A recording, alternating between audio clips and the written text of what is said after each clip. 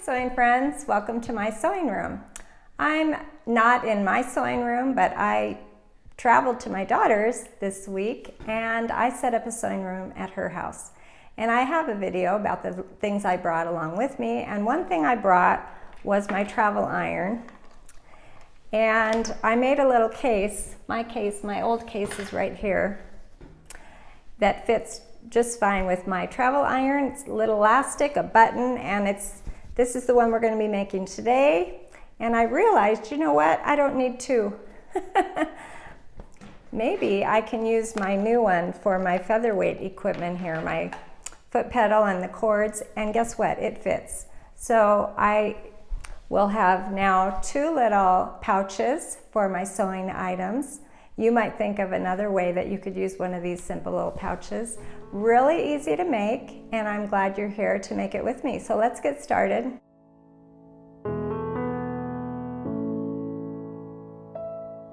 Here's what I'm going to need for my little carrying case for my travel iron. I have pre-quilted fabric here. You can purchase this pre-quilted fabric. You just need a little piece. Mine is 12 by 15. Or you can quilt your own with some leftovers, but this is actually a leftover. The last little piece of something somebody gave me a while back. You're going to need casing for the elastic, and mine is 2 inches cut on the bias, which is important because we're going to be curving around with this, and you cannot curve with a piece of fabric that's cut on with the grain. And then elastic, my piece is about 17 inches. And as you can see, I started trimming it in half because these days elastic is hard to find, especially the 1/4 inch size. So I bought the 1/2 inch size and I'm cutting it in half, and it's working just fine.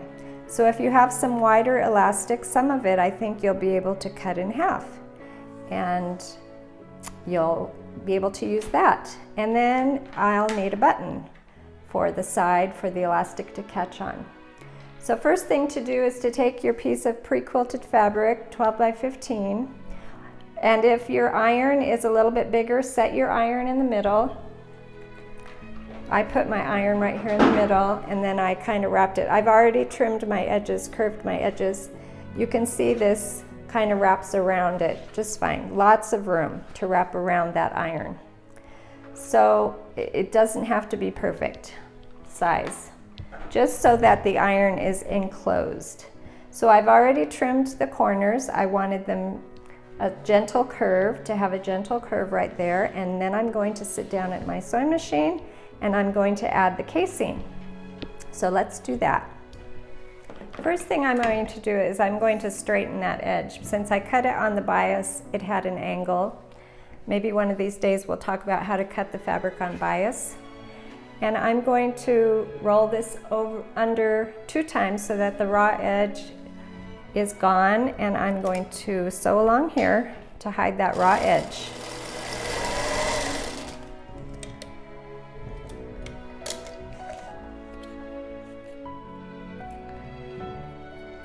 And this will be my inside.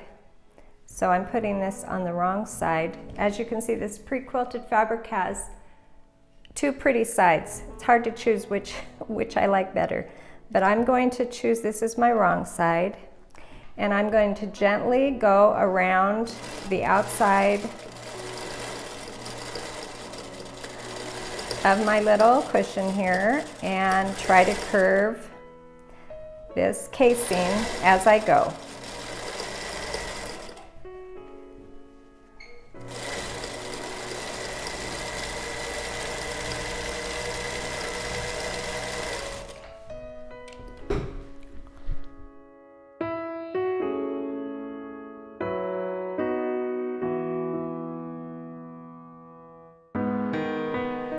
Before I finish going around that little bag here, I'm going to turn in this edge so that it matches this one, maybe with a little bit of a gap.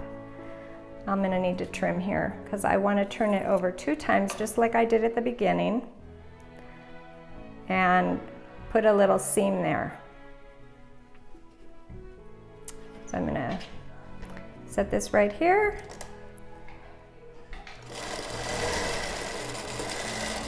Get rid of that raw edge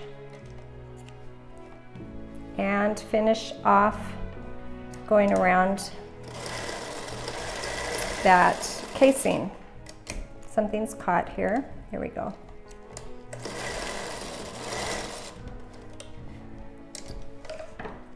And there we've added the casing to one side of our little bag pouch.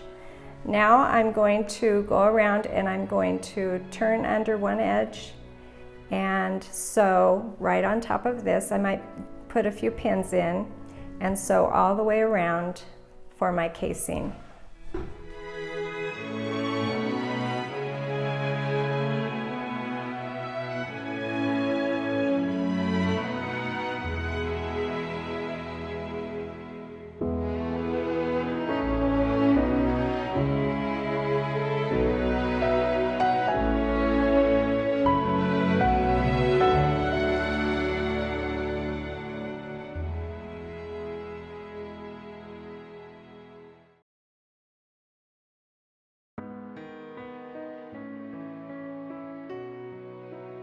At this point, you will need a safety pin, which I forgot to mention in the beginning, to pull the elastic through the casing. And my safety pin is on the smaller side because I think my casing is on the smaller side. So let's see how we do here. Yeah, that's working out fine. So I'm going to pull my elastic all the way through the casing.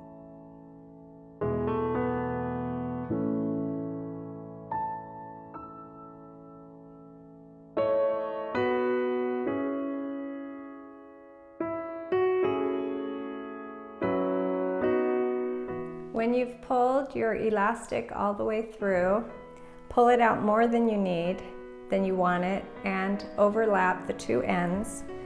Put it under your needle and just sew up and down a couple times to keep those ends secure and together. So I'm going to have to do a little finagling here to hold it. Maybe a pin might have helped, but then I'd have to pull the pin out and it would get in the way. So I'm going to go backwards here with my machine and forward, and one more time. Now my elastic is secure and in one piece all around. Next thing I need to do is put a button on the other side for my elastic to attach to after I put my iron inside. So I'm going to take a button, put it on the other side here, and sew it down.